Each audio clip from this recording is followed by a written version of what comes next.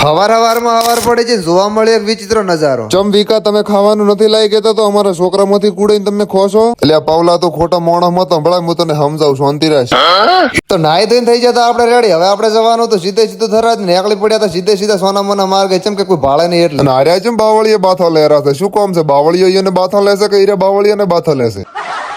Bus station જવું, કોક તો મળી જ જવાનું. ઓહો હો ભાળો મળી જાય ને, કીધું નતું કીધું કોક તો મળી જ જવાનું છે. અમદાવાદ ડાયરેક્ટ સવારી જવાની છે, જુઓ ભાળો. અને આ છે અમારા ગામનો ઉગતો કલાકાર રીતિયો. ચમ ભયા તમે બાવળીએ બાથા લઈ રહ્યા તો આયારા હોય ડાયરેક્ટ. અને હું એનું મોટું ભાળે તો એવું લાગતું હતું કે પોતે કોઈક ટેન્શન માં હોય એવું. અને તું આજ પાછો સ્ટુડિયો એડ્યો છે એટલે તારે હેલ્મેટ ની જરૂર પડવાની, ચમ કે તું ફેમસ થઈ જવાનો. અને મને વરે પાસે મનની અંદર વિચાર આવ્યો, કીધું આને બધાને વિડીયો ની અંદર લઈને શું ફાયદો? કીધું મારા ફોન માં ખોટો ભાર થવાનો છે, ઘાટો.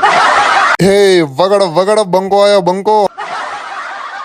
2.5 કરોડ ની અમારે ફોર્ચ્યુનર આવી જતી, હું નીતિયો બે જતા જેટલી સીટ દાબીને સ્પેશિયલ કરી. બા જેમ તો શાંતિ મજા આવે ને. હવે સોના મોના ટ્રેક્ટર આખો પોતે હાથ કરવામાં ઘેરે ભૂલી જા, ઘેર ચા પડે ઈ. અને પોતાને ઘણા દાડાથી ગોતતા તો પોતે વિડીયો નતા આવતા, પોતે શરમાતા, એટલે આ તો પોતે જ ભેડાઈ રહ્યા. ઓહ મારો બેટું આજ તો હલવાયા પાવળિયા.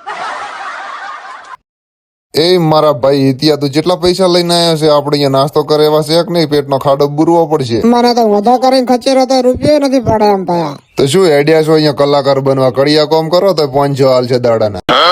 હિતિયા જાન પર બાઈક હાંકવા ખોટા હેરાન થાય રહ્યા. અને અહીંયાથી પહોંચી જાય બાબાટે બોલાવતા થરાદ ને થરાદ અંદર બને છે મોટા પાયા હોસ્પિટલ. એ બાપા તું હિતિયા ને એટલો બધો અમીર કરી દે કે આ દાડાના જોવા પડે. હિતિયા તારા આ તો જોના ગોઠી છે ને બધા નોનપણના. અને અહીંયાથી પહોંચી જાય સીધા અમારા મેન લોકેશન ઉપર, એટલે કે અમારો મેડ સ્ટુડિયો એટલે કે ઇદ્રીશભાઈ ચૌહાણ નો સ્ટુડિયો. એટલે જેને કલાકાર બનવાનો શોખ હોય અવશ્ય એકવાર મુલાકાત લેજો, તો પોતાનો ક્લાસ પણ ચાલુ છે. અને સ્ટુડિયો ની અંદર પહોંચે તાર તો નજારો આખો અલગ પ્રકારનો હતો. તાર ખુરશી ઉપર બેઠો તાર તો બધી વાતની મજા હતી, પણ ખુરશી ઉપર બેહવાની મજા હતી, ચમ કે ઢીચાક થતી હતી, એટલે બહુ મજા આવતી. અહીંયાથી નજર પડે છે આ કિલો ના બુટિયા ઉપર, તો કોનાની અંદર બુટિયા પહેરી લીધા, કીધું ચેમાં લાગે. તો મિત્રો આઈડી ને લાઈક શેર ને ફોલો અવશ્ય કરી નાખશો ને. હવે મળશું કાલના વ્લોગમાં. તો આજના વ્લોગ માટે જય માતાજી.